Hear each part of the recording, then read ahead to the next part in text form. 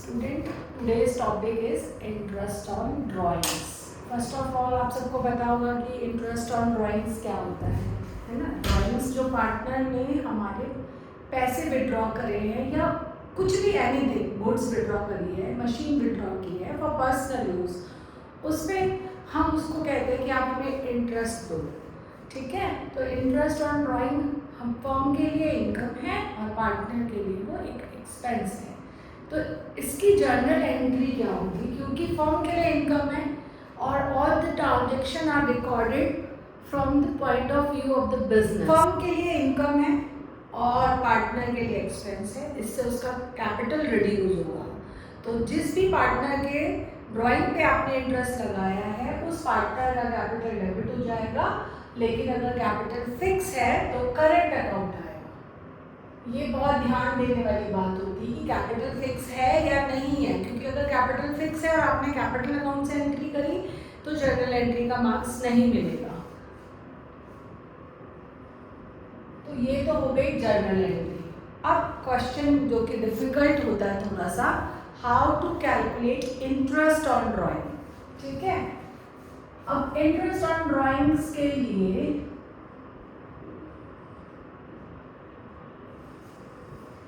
दो कंडीशंस हैं। पहली कंडीशन की सिंगल ड्राइंग है या मल्टीपल ड्राइंग है। तो कभी भी कोई भी क्वेश्चन करते हो तो पहले आपको यही आइडेंटिफाई करना है कि सिंगल ड्राइंग है या मल्टीपल ड्राइंग है। अगर ड्राइंग सिंगल है तो मतलब आपको इस वाले मेथड पे जाना है। सिंगल ड्राइंग में भी फर्दरली हमें सेकंड जो, अगर आप स्टेप वाइज करोगे तो आपसे मिस्टेक नहीं होगी। ये देखना है, जैसे आईओडी लिखा है, इंटरेस्ट ऑन ड्राइंग को हम आईओडी भी बोल सकते हैं, 10% और 10% पर एनम। ठीक है, पर एनम में क्या है, आपको पर एनम वर्ड दिया है, मतलब टाइम डायमेंशन है इसमें। तो आपको टाइम लेना है। ठीक है, और ये तो इररिस्पेक्टिव टू द टाइम है, इसमें कोई टाइम डायमेंशन नहीं है। तो इसमें सिंपली आपकी आईओडी कैलकुलेट होगी, ड्राइंग्स इनटू में 10%, चाहे वो ड्राइंग कभी भी ली होगी। ठीक है, लेकिन अब अगर पर एनम वर्ड है तो आईओडी का फॉर्मूला क्या होगा, ड्राइंग्स इनटू में 10% इनटू में टाइम। अगर ड्राइंग 1 अगस्त को हुई है तो 1 अगस्त से 31 मार्च को, क्योंकि हम जब भी पीएनएल एप्रोप्रिएशन अमाउंट बनाते हैं 31 मार्च को, तो उस डेट तक कितना इंटरेस्ट हो गया। तो 1 अगस्त से आप स्टार्ट करोगे काउंटिंग करना और 31 मार्च तक आप उसे कैलकुलेट करोगे। ठीक है, लेकिन अगर आपको टाइम नहीं दिया है तो आपको एक टाइम पीरियड इसमें अज्यूम करना होता है। ठीक है, तो हम इसमें एवरेज टाइम लेते हैं और एवरेज टाइम का मतलब हमेशा मिडिल पीरियड होता है।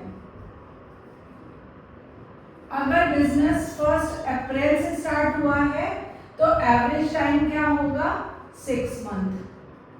अगर बिजनेस 1 अक्टूबर से स्टार्ट हुआ है तो एवरेज टाइम क्या होगा, 3 मंथ। और अगर बिजनेस 1 अगस्त से स्टार्ट हुआ है तो एवरेज टाइम क्या होगा, 4 मंथ। यूजुअली बिजनेस 1 अप्रैल या ऑलरेडी स्टार्टेड होता है तो इसलिए हम average time period 6 month. Mostly teacher यही कहते हैं कि अगर आपको आईओडी में डेट नहीं दी है तो आप 6/12 कर देना। लेकिन अभी सीबीएसई सैम्पल पेपर इसी जो ईयर है उसमें आया था क्वेश्चन, तो उसमें बिजनेस 1 अगस्त से स्टार्ट था, तो उसका एवरेज टाइम पीरियड फिर क्या होगा, 1 अगस्त से काउंटिंग करेंगे तो अगस्त, सितंबर, अक्टूबर, नवंबर, दिसंबर, जनवरी, फरवरी, मार्च, 8 मंथ हो गया। 8 मंथ का मिडिल पीरियड क्या होता है, 4। ठीक है, इसलिए इसमें एवरेज टाइम पीरियड 4 मंथ आएगा। इस तरह का क्वेश्चन अभी जो है आपके सीयूईटी एग्जाम में भी आ सकता है, क्योंकि ये थोड़ा कंसेप्चुअल है, हम रट्टा लगा लेते हैं कि एवरेज टाइम पीरियड 6 मंथ लेगा होता है। ठीक है, तो ये तो हो गया सिंगल ड्राइंग। अगर मल्टीपल ड्राइंग की है तो फिर उसके भी फर्दरली केसेस है। एक जिसमें हमें एवरेज टाइम मेथड लगाना है और दूसरा होता है जिसमें हमें प्रोडक्ट मेथड। तो फिर अब तुम्हें क्वेश्चन पढ़ के समझ में आना चाहिए कि वो सिंगल ड्राइंग है या मल्टीपल ड्राइंग है। सिंगल ड्राइंग है तो उसके बाद आप देखो उसमें परसेंटेज के साथ पर एनम वर्ड है या नहीं है, फिर उसके हिसाब से फॉर्मूला लगा के आप आईओडी कैलकुलेट कर सकते हो। लेकिन अगर मल्टीपल ड्राइंग्स हैं तो अब आपको ये दिमाग लगाना है पहले कि मुझे इसमें एवरेज टाइम मेथड से करना है या प्रोडक्ट मेथड से। एवरेज टाइम मेथड के लिए दो कंडीशन है, उसके लिए है विड्रू अ पर्टिकुलर अमाउंट। आपने हर बार एक पर्टिकुलर अमाउंट विड्रू किया है, जैसे 20,000 एवरी मंथ, एवरी क्वार्टर, ठीक है, एवरी हाफ 6 मंथ, ठीक है, एवरी हाफ ईयर। तो जिस तरह से एवरी ऑल्टरनेट मंथ, तो उसमें ये है कि आपने हर बार जो है एक फिक्स अमाउंट 20,000 विड्रॉ किया है, ठीक है। एंड अब देखो एंड वर्ड है, मतलब दोनों कंडीशन फुलफिल होनी चाहिए। एक रेगुलर इंटरवल होना चाहिए, ठीक है। अगर रेगुलर इंटरवल और एक पर्टिकुलर अमाउंट आपने विड्रॉ किया है तो आप एवरेज टाइम मेथड लगाओगे। अदरवाइज अगर ऐसा नहीं है और मल्टीपल ड्राइंग है तो कौन सा मेथड यूज करोगे? Product method. जैसे फॉर एग्जांपल दो एग्जांपल दे देते हैं कि कब हमें प्रोडक्ट मेथड यूज करना है। जैसे 1 मई को आपने ड्राइंग करी, उसके बाद आपने 31 दिसंबर को ड्राइंग करी और 1 फेब को ड्राइंग करी, ठीक है।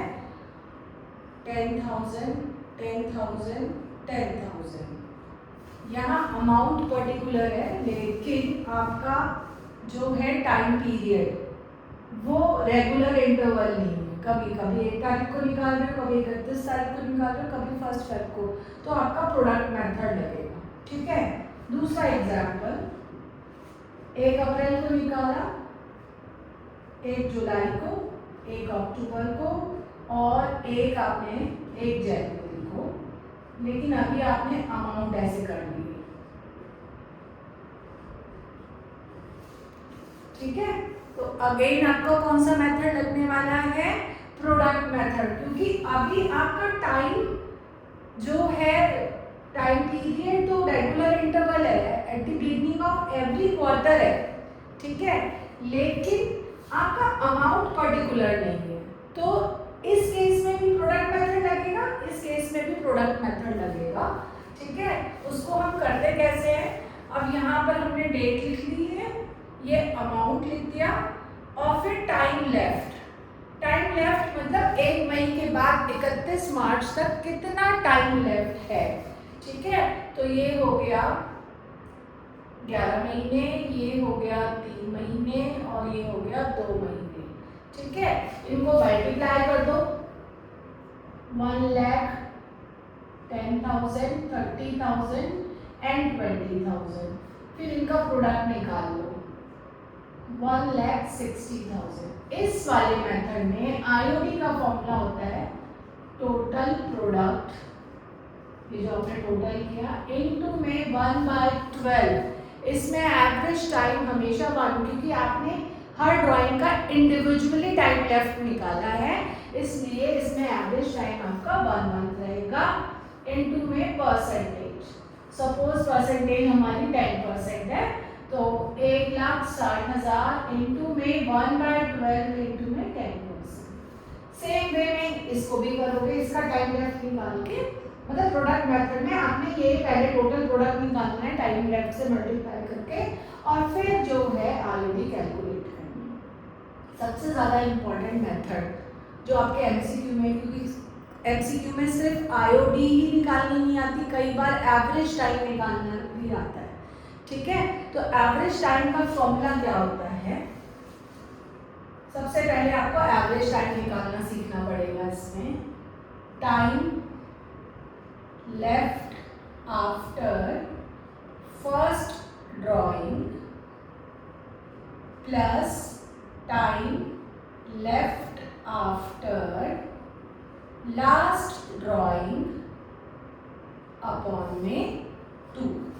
ठीक है, तो एवरेज टाइम का फॉर्मूला है time left after first drawing, जो आपने फर्स्ट ड्राइंग करी है उसके बाद कितना टाइम लेफ्ट अगेन फॉर 31 मार्च।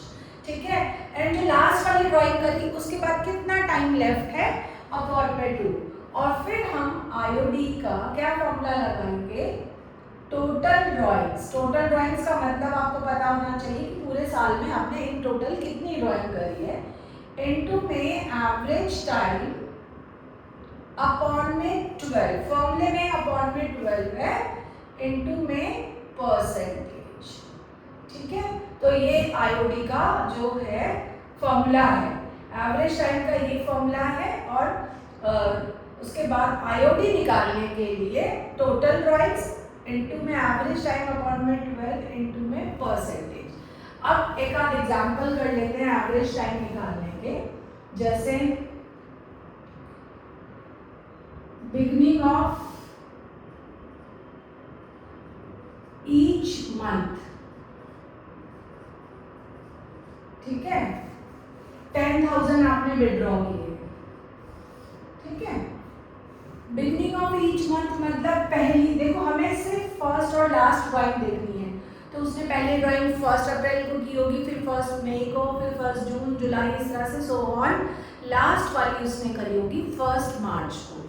तो अब 1 अप्रैल से 31 मार्च तक का टाइम लेफ्ट कितना हो गया, 12 महीने। और लास्ट वाली ड्राइंग कब करी, 1 मार्च से 31 मार्च तक का टाइम लेफ्ट कितना हो गया, 1 महीने। ठीक है, तो 12 + 1 13 अपॉन में 2 6.5। और फिर उसे आप टोटल ड्राइंग्स 10,000 है, तो टोटल ड्राइंग्स यहाँ पे हो जाएगी 1,20,000 और एवरेज टाइम पीरियड 6.5 अपॉन में 12 इनटू में परसेंटेज। ठीक है, अब हम क्वेश्चन एक बार फिर ट्राई कर लेते हैं, जब तक इसका आप स्क्रीनशॉट ले लो, इसमें सारे फॉर्मूले लिखे हैं। आईओडी का इसके अलावा कोई और फॉर्मूला नहीं बनता है।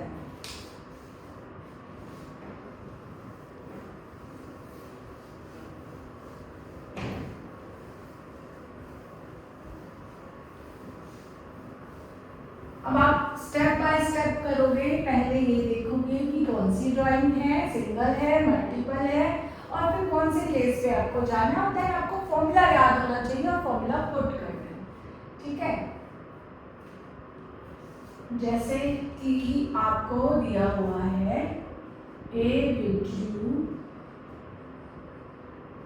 10,000 during the year and IOD were to be charged by 10%. ठीक है, 10% ड्यूरिंग द ईयर 10,000 उसने विड्रॉ करे, मतलब सिंगल ड्राइंग है और 10% है, पर एनम वर्ड नहीं है, इररिस्पेक्टिव टू द टाइम है। तो अब हम आईओडी कैसे निकालेंगे, 10,000 का 10% सिंपली। ठीक है, 1,000। फिर अब दूसरा question, A withdrew 10,000 during the year and IOD were to be charge by 10% per annum. अब इस वाले क्वेश्चन में और इस वाले क्वेश्चन में एक ही फर्क है, पर एनम। ड्राइंग तो सिंगल ही है, तो अभी आपको मल्टीपल ड्राइंग की तरफ जाना ही नहीं है, सिंगल ड्राइंग है पर एनम वर्ड है। तो अब आपका आईओडी क्या हो जाएगा, 10,000 का 10%, और अब आपको टाइम पीरियड लेना होगा। ठीक है, अब टाइम पीरियड क्योंकि हमें कुछ मेंशन नहीं है, तो बिजनेस 1 अप्रैल से ही है, इसका मतलब एवरेज टाइम पीरियड हम क्या लेंगे, 6 अपॉन में 12। ठीक है, तीसरा question, A withdrew 10,000 on 1 September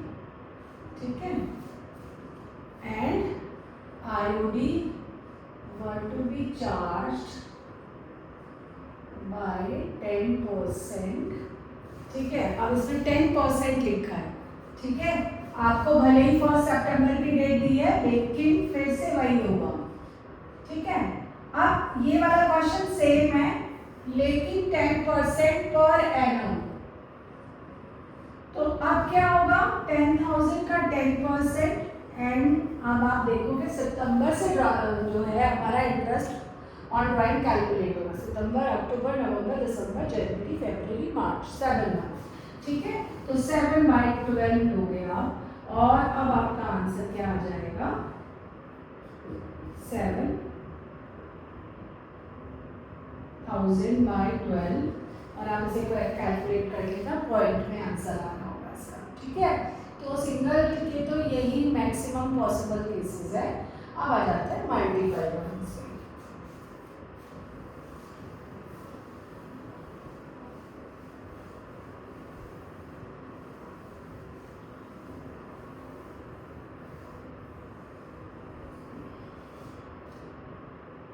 A, B, C are 3 partners.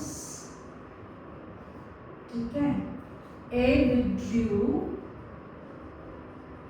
10,000 at the end of each month. ठीक है, B withdrew 10,000 at the end of each quarter, and C withdrew 10,000 at the beginning of each quarter. सबसे पहले क्योंकि इसमें तो regular interval है ना, तो आपका एवरेज टाइम मेथड लगेगा। तो एवरेज टाइम ऑफ ए निकाल लो पहले। तो withdrew eight the end of each month. And of each month मतलब हर महीने की लास्ट डेट पे। तो पहले ड्राइंग 30 अप्रैल, फिर 30 मई, सो ऑन। लास्ट वाली कब हुई होगी, 31 मार्च को। ठीक है, तो 30 अप्रैल से 31 मार्च तक कितने मंथ हो गए, 11th मंथ। एंड लास्ट वाली 31 मार्च को हुई है, तो 31 मार्च से 31 मार्च तक कितने मंथ हो गए, 0 कोई टाइम ही नहीं बचा। लास्ट डे पे आपने ड्राइंग करी है, तो 11/2 मतलब 5.5। अब आप कैसे करोगे, अच्छा चलो पहले हम एवरेज टाइम निकाल लेते हैं। तो ए का एवरेज टाइम निकाला, तो ये आ गया 5.5। फिर एवरेज टाइम ऑफ बी निकाल लेते हैं। B withdrew 10,000 at the end of each quarter. Quarter में मैंने देखा है बच्चे कंफ्यूज रहते हैं, पूछते हैं मैम क्वार्टर में 4 महीने होते हैं या 3 महीने होते हैं। बेटा क्वार्टर का मतलब होता है किसी भी चीज़ को 4 पार्ट्स में ब्रेक करना। एक साल में 12 महीने होते हैं, उसे हम 4 पार्ट में ब्रेक करेंगे तो मतलब हर क्वार्टर 3 मंथ्स का होता है और साल में 4 क्वार्टर होते हैं। ठीक है, तो eight the end of each quarter, पहला क्वार्टर 1 अप्रैल से शुरू हुआ होगा, अप्रैल, मई, जून। एंड कब होगा, 30 जून को। तो उसने पहली ड्राइंग कब करी होगी, 30 जून को, फिर 30 अक्टूबर को, फिर 31 दिसंबर को, और फिर 31 मार्च को लास्ट करी होगी। ठीक है, तो फर्स्ट हो गई उसकी 30 जून और लास्ट वाली हो गई 31 मार्च। ठीक है, 30 जून से 31 मार्च तक का टाइम लेफ्ट 9 महीने हो गया, और 31 मार्च से 31 मार्च में आपका टाइम लेफ्ट ही नहीं है, तो 9/2 4.5। ठीक है, तो एवरेज टाइम पीरियड इसका क्या आ गया, 4.5। ये अलग से एमसीक्यू में भी आता है एवरेज टाइम पीरियड निकालना। ठीक है, उसके बाद आता है एवरेज टाइम ऑफ सी। ठीक है, अब वो कैसे, उसने भी क्वार्टर की ड्राइंग करी पर बिगनिंग, तो क्वार्टर का बिगनिंग होता है 1 अप्रैल से। तो पहली ड्राइंग हुई होगी 1 अप्रैल को, और लास्ट वाली हुई होगी 1 जनवरी, क्योंकि लास्ट वाला क्वार्टर जनवरी, फरवरी एंड मार्च से शुरू हुआ है। तो 1 अप्रैल को जो पहली ड्राइंग हुई है उसका टाइम लेफ्ट 31 मार्च तक हो गया 12 महीने, और 1 जनवरी को जो हुई है उसका टाइम लेफ्ट हो गया 3 मंथ्स। तो 12 प्लस 3 अपॉन में 2 दैट इज 7.5। ठीक है, तो आप यहाँ पे क्या लिखोगे 7.5। ठीक है, ये तो अभी हमने सिर्फ एवरेज टाइम निकाला है। अब IOD ऑफ A निकाल लो। फॉर्मूला याद होना चाहिए, total drawing 10,000 at the end of each month. तो पूरे 12 महीने उसने निकाला है, तो टोटल ड्राइंग 10,000 इंटू 12 1,20,000 फॉर्मूला है टोटल ड्राइंग्स। ठीक है, इंटू में एवरेज टाइम वो आप निकाल चुके हो। ठीक है, इंटू में 10%, इसको सॉल्व कर दोगे 10% को हम 10/100 लिखेंगे, आपका आंसर आ जाएगा। ऐसे ही IOD ऑफ B निकाल लो। 10,000 at the end of each quarter, 4 बार 10,000 निकाले तो टोटल ड्राइंग्स हो गई 40,000। एवरेज टाइम पीरियड निकाल चुके हैं 4.5 है इंटू 10%। ठीक है, C का भी निकालेंगे 40,000 इंटू में एवरेज टाइम 7.5। C का भी 40,000 इसलिए क्योंकि उसने भी क्वार्टर ये किया है, अपॉन में 12 इंटू में 10%। ठीक है, प्रोडक्ट मेथड मैं आपको बता ही चुकी हूँ कि कैसे होता है। चलो उसका भी फिर से एक एग्जांपल ले लेते हैं। 1 अक्टूबर को निकाले, फिर 31 दिसंबर को निकाले, और उसके बाद 31 जैन को भी निकाल, चलो 31 मार्च कर लेते हैं उसके बाद। ठीक है, और 10,000 12,000 और 20,000। ठीक है, ये डेट हो गया, ये टाइम हो गया। अब आप टाइम लेफ्ट निकालो, अमाउंट हो गया। अब टाइम लेफ्ट निकालोगे इसका। 1 अक्टूबर से 6 महीने होते हैं, जनवरी फरवरी मार्च 3 महीने, 31 मार्च 0 है तो 0 ही लिखना है बेटा। ठीक है, 60,000 36,000 0 से मल्टीप्लाई करोगे तो वही हो जाएगा 96,000 आ गया। ठीक है, अब IOD का फॉर्मूला लगा लो। टोटल प्रोडक्ट जो मैं लिखवा चुकी हूँ, इंटू में 1/12, इसमें एवरेज टाइम बनी रहेगा, और इंटू में 10%, आपका आंसर आ जाएगा। तो IOD के यही केसेस होते हैं। कुछ बच्चे एवरेज टाइम पीरियड को याद भी करते हैं, करा भी जा सकता है क्योंकि उस पर एक लॉजिक होता है। अगर आपको ऐसे समझ में आ गया तो ये तो सबसे अच्छी बात है, लेकिन अगर आप चाहते हो कि हमें वो क्विकली लर्न भी हो जाए तो लर्न करने का भी एक मेथड है। ठीक है,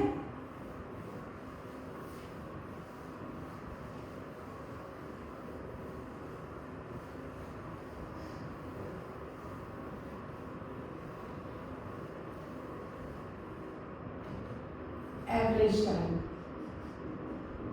ठीक है, अगर है beginning of each month, middle of each month and end of each month। ठीक है, तो एवरेज टाइम कैसे, मिडिल हमेशा हमारा क्या आता है, कोई सा भी हो 6 ही आएगा। ठीक है, 1 मंथ का मिडिल पीरियड कितना होता है 0.5 है ना, तो बिगिनिंग में हम 0.5 ऐड कर देंगे, एंड में हम 0.5 लेस कर देंगे। ठीक है, फिर beginning of each quarter, middle of each quarter, and of each quarter. ठीक है, अब इसमें भी यही है, मिडिल में आपका 6 ही आएगा।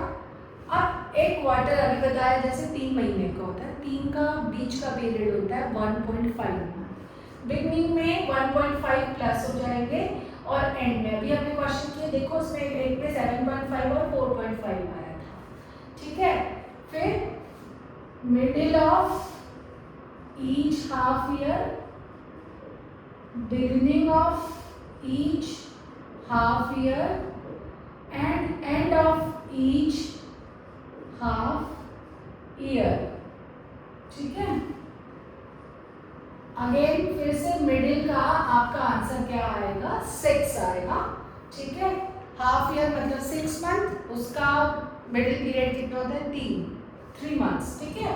तो 9 and 3 आएगा, ठीक है। इस तरीके से एक और क्वेश्चन बन सकता है, beginning of each alternate month. ये हमारे सैम्पल पेपर में आता है, RSPL 3 सैम्पल पेपर रिलीज करता है, तो जो उसने इस बार रिलीज किया उसने क्वेश्चन दे रखा था, ठीक है। जो टफ स्कूल्स हैं वो भी दे सकते हैं। Middle of each alternate month and so on and. Again beginning का 6 आएगा, ऑल्टरनेट पर मतलब हर 2 महीने में एक बार, 2 महीने का मिडिल 1 मंथ होता है, तो यहाँ आ जाएगा आपका 6 + 1 7 और इधर आ जाएगा 5। अगर आप इसे फॉर्मूले में पुट ऑन करके देखें तो बिगनिंग ऑफ मतलब पहली उसने 1 अप्रैल को की होगी, फिर मई में नहीं की होगी, जून में की होगी, फिर जुलाई में नहीं की होगी, अगस्त में की होगी, इस तरह से लास्ट वाली उसने कब करी होगी 1 फरवरी में। 1 अप्रैल से 31 मार्च तक कितने महीने हो गए, 12 महीने और 2 महीने, है ना। 1 फेब से 31 मार्च, तो 12 + 2 14/2 दैट इज योर 7 मंथ, ठीक है। तो मिडिल सब में 6 ही आएगा, ओके। तो ये कुछ ट्रिक्स हैं जिसमें आपको एवरेज टाइम पीरियड निकालने की ही ज़रूरत नहीं है।